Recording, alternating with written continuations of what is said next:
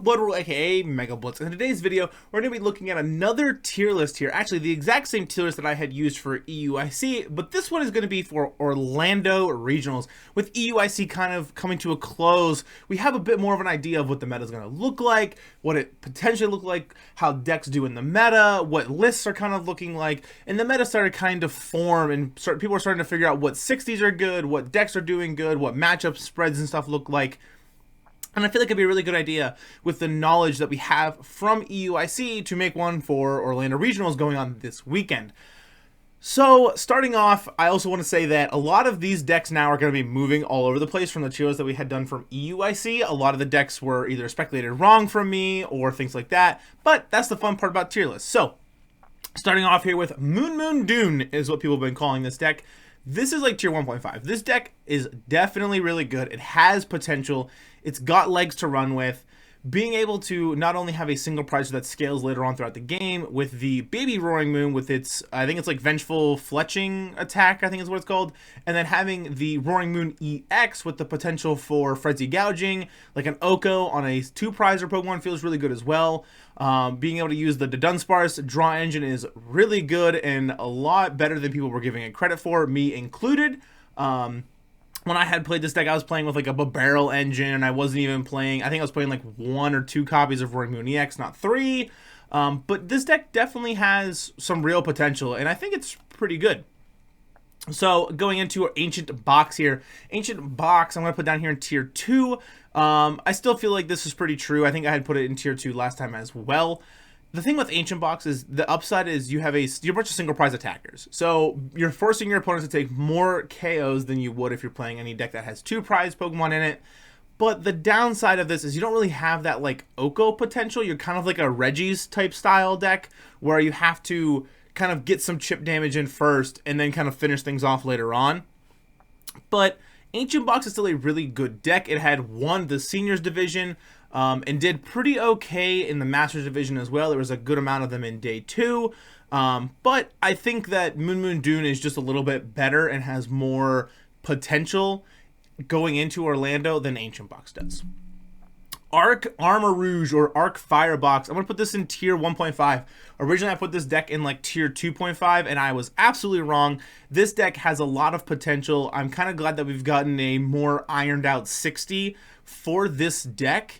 Arc Firebox is really cool because you have a lot of utility in the deck for a lot of different matchups, which seems really fun.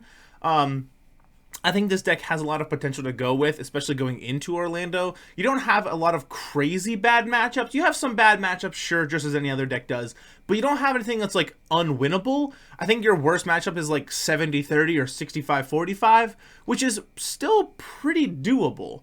So the cool thing about Arc Armor Rouge as well is you're not only using you're using Pokemon that are moving energies around as opposed to other Arceus decks where it's like Trinity Nova, put a bunch of energies onto things, which you are still doing, but you're able to move them off with a single prize Pokemon being Armor Rouge, which the only time you could move energies around before in an Arceus deck was playing like Superior V-Star where you would use Regal Blender and then move a bunch of energies all over the place.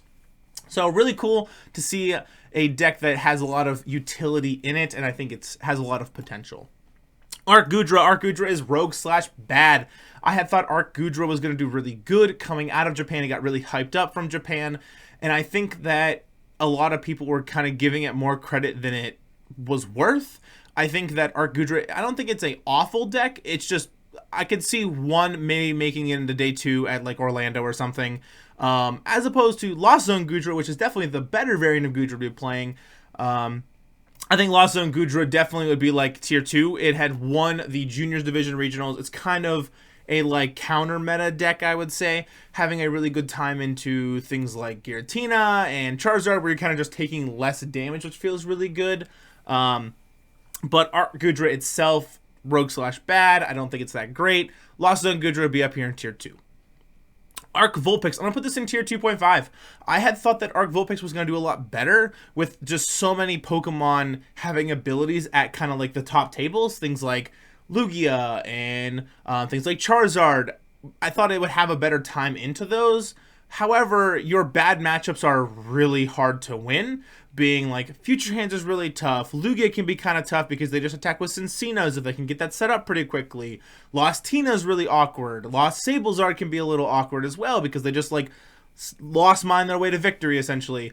And things like that, like Dialga, you get smoked by absolutely, and you have a really hard time into stall, it feels like, as well when I had played Arc Vulpix. And with those decks being pretty popular in the kind of meta, it definitely felt like Arc Vulpix kind of fell off. You really need to hit a lot of Charizard decks, a lot of decks that have abilities that you can just kind of resist. So for those reasons, I'm going to put Arc Vulpix down here in tier 2.5. You hit the right matchups, you make it into day 2 for sure. You hit the wrong matchups, you're going to be sitting at a crisp, like, 3-3 or whatever. Or I guess at a regional it would be, 4-4-1 or 5-4 or whatever it would be. Arctina. I think Arctina is still a pretty decent deck. It did not perform as well as a lot of people thought it would. It was kind of a comfort go-to pick for a lot of people for EUIC, just because we kind of already know how the deck works. It's kind of been figured out. It's been figured out for the last, year. Everybody kind of knows how the deck functions, the matchups, and what they look like. But it's a good, solid, tier 2 deck. It's one of those decks where it's going to be around. People are still going to play it. There's still Arctina lovers, me included. And people will still kind of spike some good runs with it every once in a while. Because Arctina just has a lot of potential. Lost Impact 280. Put a maximum belt on, you're hitting 330. So, there's a lot of potential for Arctina if things can kind of get rolling right.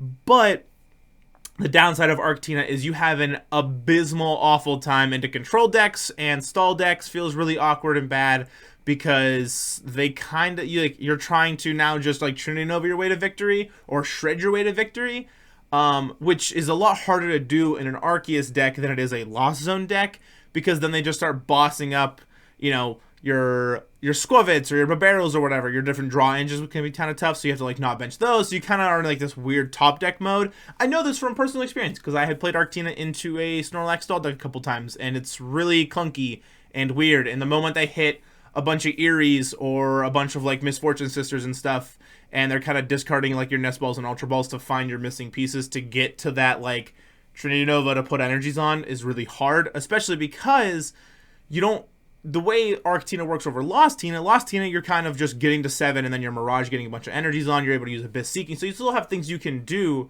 as opposed to Arctina where they hit a heads on a Crushing Hammer and discard your DTE. Well, okay, now you gotta attach either another DTE or 2 more energies to something to be able to attack with Arceus. So Arctina is kind of just one of those, it'll live, it'll stay around, but don't hit stall matchups because it feels bad.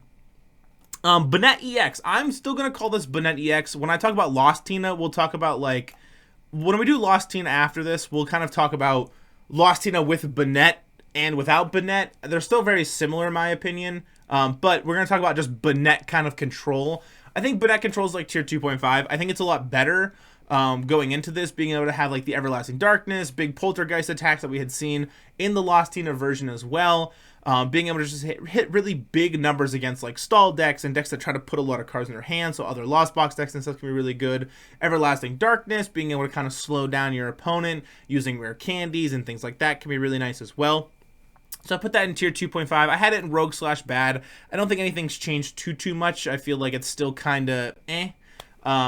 Lost Tina, however, Lost Tina with or without Banette, I believe is going to be tier 1. The Banette is kind of a nice little package that people were doing, like Isaiah Bradner, Ruhl Reddy, John Ang, and all those guys were playing this Lost Tina with Banette, and it definitely was a good idea, and it makes a lot of sense, especially when you hear the kind of reasoning behind why they were playing the Banette in the deck, being able to just not only have that kind of a little bit control factor, but being able to also use that Poltergeist for really big knockouts later on, having the other, the single prize Banette to be able to get a supporter or whatever, and just put that in the Lost Zone. It fills up your Lost Zone even faster if you need to, which feels really good. The downside is you can't play water energies in the deck. It's really hard to fit it in there. So Greninja's kind of just in there for consistency and to make it so you can draw more cards.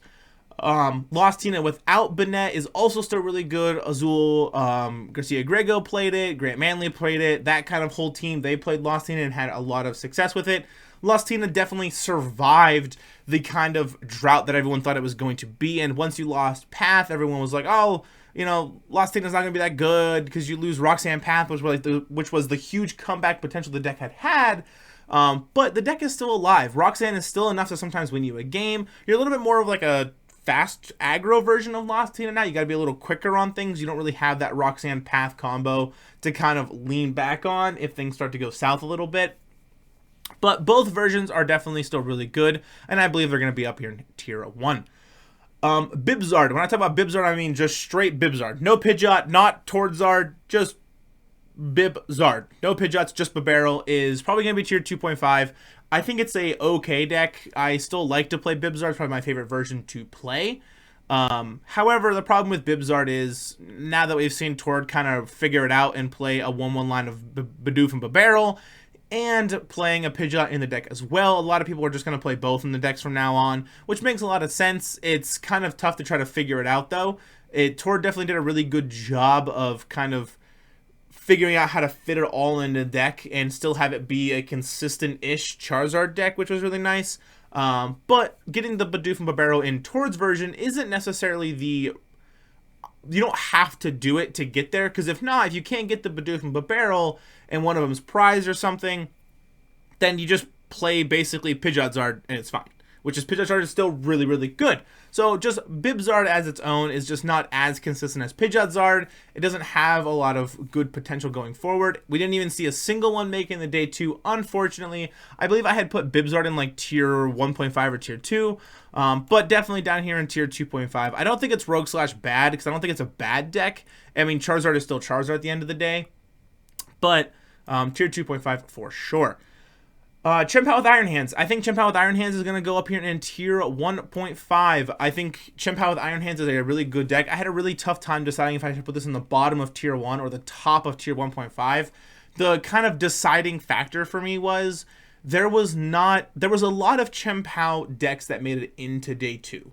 But not a lot of them made it into like top 8. Actually, a single one didn't make it to top 8. And I don't think any of them made it into top 16. But there was like 1 or 2 in top 32. And then like top 128, there was a lot of Chien-Pao decks. So Chien-Pao is definitely a good deck. And it is a lot better than it was. Being able to not have the crosswords and stuff in the deck. You still have a lot of good matchups. You have a good time into Zard, it feels like. You have a pretty decent time into a lot of the single prize decks because you have the Iron Hands. So you can use Ampy very much. However... Chien-Pao is still Chien-Pao, and sometimes it bricks, just like Lugia does it a lot of the times. But Chien-Pao, I feel like, could be the top of tier 1.5, bottom of tier 1. I'm going to put it in the bottom, or the top of tier 1.5.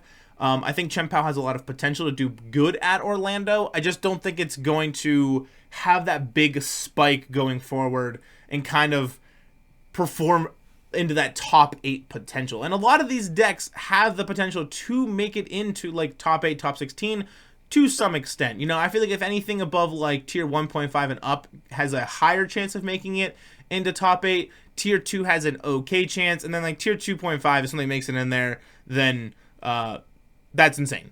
Dialga. Now, everybody was hyping up Dialga. I was not. I'm not a Dialga believer, and I will always outwardly admit it. I do not think that Dialga is a fantastic deck.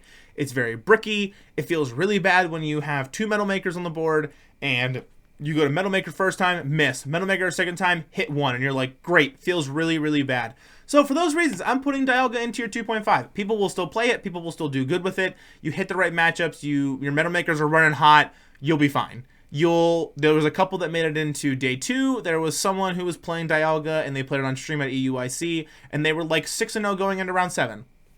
Great, but then after that, they hit like a 7-0, and then they lost a lot of games after that, and I think made it into like 133rd place or something. That's like the best performing Dialga deck we had, and Dialga is just one of those decks where if your Metal Makers are running hot, you'll do fine. If they're not, you're going to do really bad. I think a cool card that a lot of people they weren't playing in Dialga was Thornton. I think Thornton's a great card in Dialga. Being able to just like have a Fluttermane out in the active spot, put a bunch of energies onto it, kind of slow down Lost Box decks or stall decks or whatever, and then being able to Thornton, put the Dialga V, evolve into V-Star, and start, Star Chronos, take a KO, Metal Maker, take another KO, is really, really good, and I haven't seen a lot of people doing that, but I think we'll see more of it going forward. Esprotha EX, this is another deck that I thought was like rogue slash bad. I'm going to put this kind of like in a little bit higher than Bibzard in tier 2.5.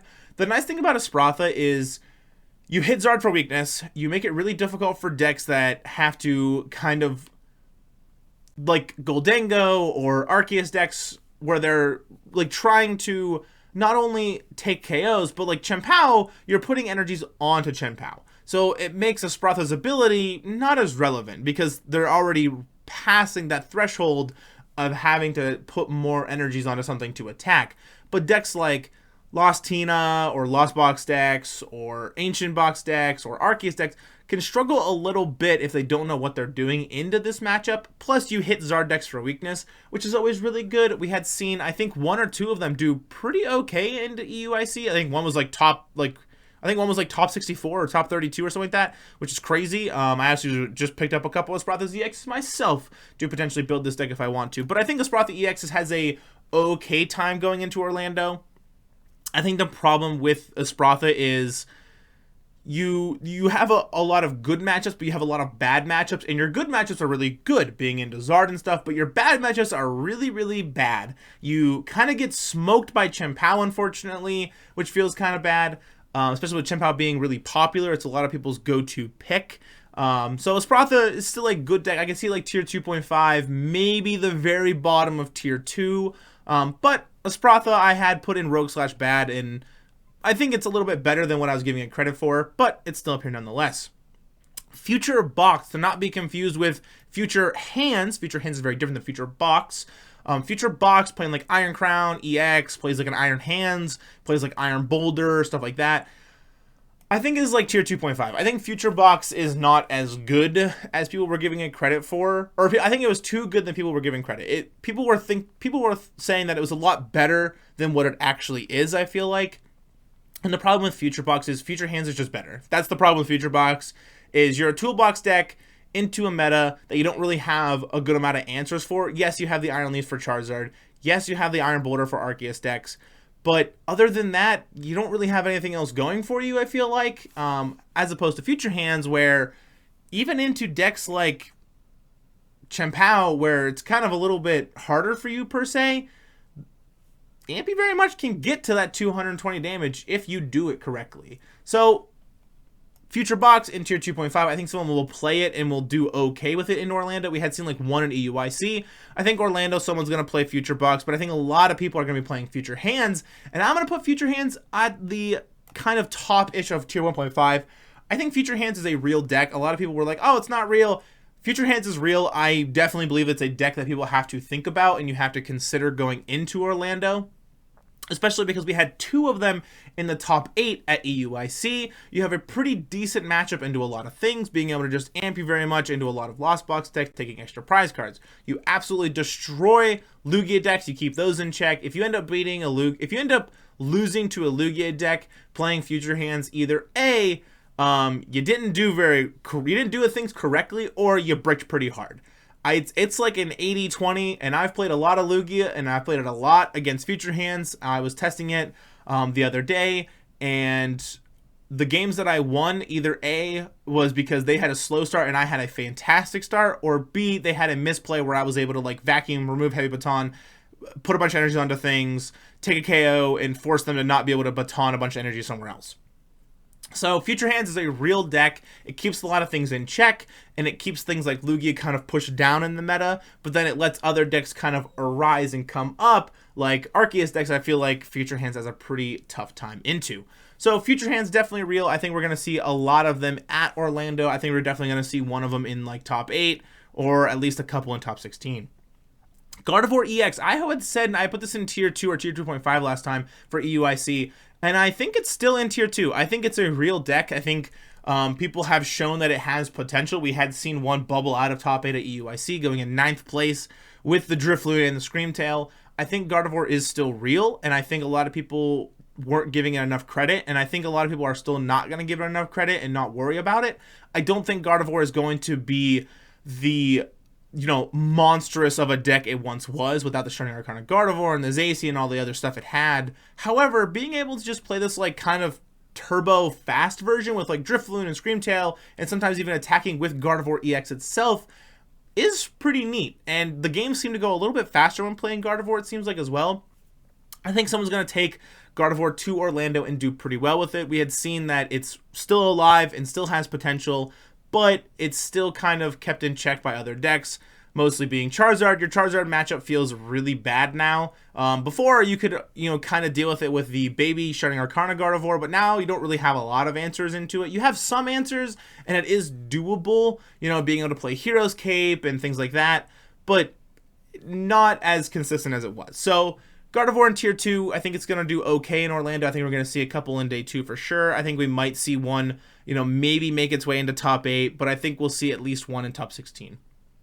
Goldengo. I put Goldengo in Tier 2.5, and I still think that's kind of true, but I'm going to put it in the bottom of Tier 2. And the reason is because Chien-Pao is weak to Metal. So, Goldengo has a good time into those matchups. Goldengo has a pretty okay time into things like Future Hands. And from the testing I've seen, Goldengo is still alive and it's still real.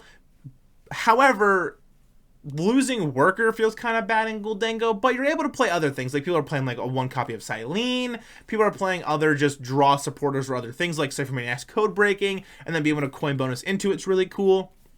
So, Goldengo is still alive. I just think it's not as well positioned as it once was. Being able to constantly remove that Worker and still be able to, or constantly be able to move path with Worker and be able to draw cards along the way. I think Goldengo is still alive. I think people will still play it. I think we'll see some in Day 2 for Orlando for sure. We had seen a couple in Day 2 for EUIC, and I think it's going to be very similar to that as well. Gouging Fire EX, the deck that had won, I believe it's the Thailand Regionals. This deck is bad. Don't play this deck. I tried really hard to just play the Thailand winning list and really try to figure it out. This deck is not real. It's so bad. Just, if you're going to play like a fire type deck like Gouging Fire, just play Arc Armor Rouge. It has Gouging Fire EX in the deck, or you can just put it in the deck, and I think it's a lot better than just Gouging Fire EX as like the main attacker. I think Gouging Fire is really bad and really mid. You have a lot of tough matchups, and 260 isn't quite enough. Sure, you can put like Choice Belt or Vitality Band or Defiance Band or Maximum Boat or whatever onto this to do more damage, but the times that I was playing Gouging Fire, you have a hard time in Zard. Like, just trying to get to that 330 consistently is really hard for Gouging Fire to do, it felt like. So, Gouging Fire is going to get pushed down here just because you have a hard time at Zard, it felt like. You have a really tough time into Chien-Pao as well. So for those reasons, I'm going to have to put it down here in Rogue/Bad. I think before I had put it in like Tier 2.5 or Tier 2. Definitely has fallen since then. Miraidon, I want to talk about Miraidon. Miraidon is really not good. Losing Flaffy really hurt the deck. Now you're kind of playing this like turbo variant with like 20 energies. You're really got to hit Jenny's super hot. You're playing double turbos in there for the Iron Hands. You don't have Peony anymore, which feels kind of bad. So, Miraidon has kind of fallen off as well. It's seen some success in Japan, but has not really transferred over here for us. I don't think anyone's going to do well with this at Orlando. I don't think any of the decks in Tier 2.5 or Rogue/Bad have a great chance at Orlando by any means, especially Miraidon kind of being, I would probably argue, the worst deck on this tier list for sure. So sorry for all you Miraidon lovers. Miraidon is in a really tough spot, and I am curious to see where it goes. But for now, Miraidon definitely down here Rogue/Bad. I don't see it having any real potential going into Orlando. It didn't have any legs at EUIC either. Raging Bolt EX. I'm going to put this at the top of Rogue/Bad. Raging Bolt is just one of those things where it has so many partners, but even its best partner, which I think we've seen being either the Lost Box Engine or Palkia V-Star, is still not great. It did not do great at EUIC. I don't think it's going to do good at Orlando. I think the best version, me personally, is a Lost Box variant with Raging Bolt EX. And even that alone still feels kind of bad sometimes. Because once you run out of Mirage Gates and stuff, you're kind of just sitting there and you're like, all right, I got to cram my way to victory, or I have to hope I can cram early, or lost my way to victory at the end. So Raging Bolt is just one of those things where I think it has a lot of potential to be good. I just don't think its time is now. It didn't do great at EUIC. I don't think it's going to transfer very well into Orlando either. And so for those reasons, I got to put it down here in Rogue/Bad. It just hasn't found its real footing. It's been getting paired with like Gardevoir EX and Palkia and Lost Box engines and all kinds of different stuff. And none of them quite fit the bill. So Rogue/Bad for that here. Snorlax Stall, and I'm talking like Snorlax Stall with like Chi-Yu. I'm going to put this in tier 2.5. I think there's a better control deck in the format now. Stall is still a deck you can play. Stall is still decent. The problem with Stall is the format is a little bit too fast right now for it, I feel like. Losing things like Path kind of hurt Stall, I felt like, and losing just a nice, good, like, Piranha and things where you're able to kind of just, like, find the pieces you need a little bit quicker. I feel like Stall lost, and losing the big Carbonal V with the Trickle Avalanche feels kind of bad because you could put a Bravery Charm on it, get to 270, have a really big bulky mill Pokemon. Now you're forced to play like Chi-Yu, which has 190 HP, and then if you put a Bravery Charm on that, you're at like 240, which is not very great. So Snorlax Stall at the bottom of tier 2.5. You could kind of put it maybe actually I'm gonna put it a little bit higher because I think it's a lot better than these decks for sure.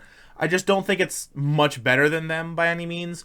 So Snorlax Stall with like the Chi-Yu Radiant Zard package, I'm gonna put in like tier 2.5 kind of in the middle. It did okay at EUIC. I think it's gonna do okay at Orlando. Stall is one of those things where you hit the right matchups, you put the deck in the right hands, it's gonna do good. If someone knows how to play Stall and knows its matchups, knows what it's supposed to know, they know what they're supposed to be doing, when to be doing it, and things like that, Stall will do well. If you hit certain matchups like Charizard and stuff, Stall's gonna do fine. But the moment you hit something like Lost Tina or a Lost Box deck or, Ancient Box feels kind of bad, you're just not gonna do great. So Stall with Chi-Yu in tier 2.5. Now, I'm going to put Great Tuscan also in tier 2.5. There was one, I believe, in day 2 at EUIC. I think we'll see maybe 3 at most day 2 at Orlando. Great Tusk is just not consistent enough.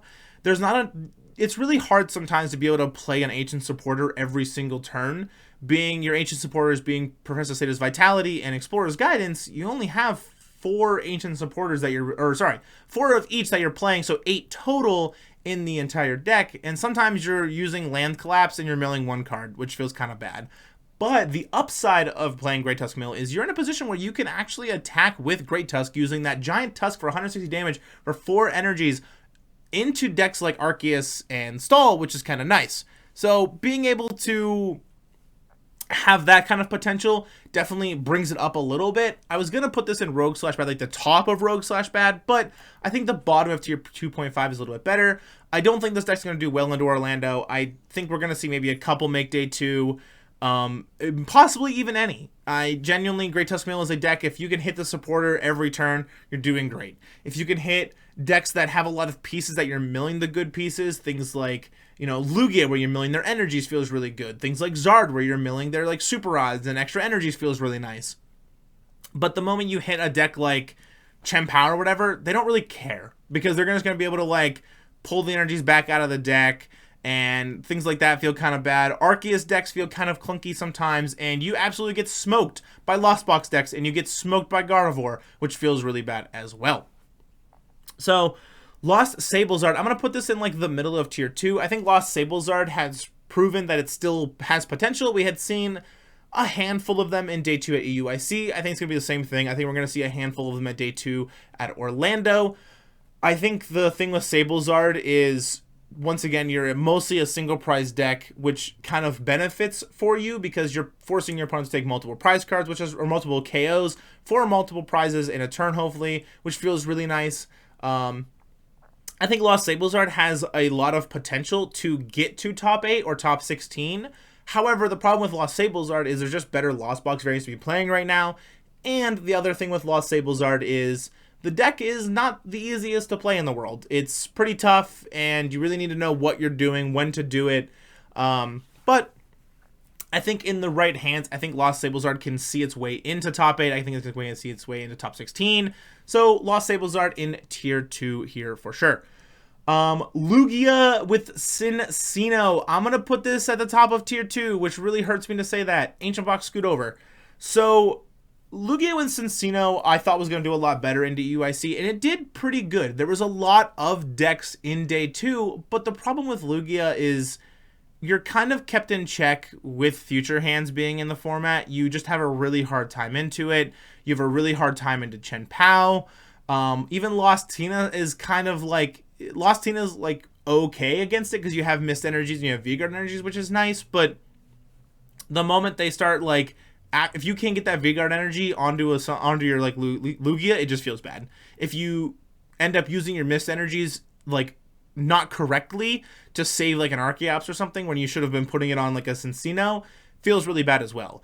So Lugia is a deck that I think will still do well. I think people will still play it. I think it's gonna get played a lot at Orlando and going forward because the deck is really powerful. And if you can get set up and get double chops in the discard pile, and then be able to just start taking KOs really quickly, I think you're going to be fine. However, the problem is Future Hands keeps this deck in check because you have an almost unwinnable matchup into that deck, and it just feels really bad. So, Lugia at the top of Tier 2, maybe bottom of Tier 1.5. I'd put it in like Tier 1 or Tier 1.5 last time.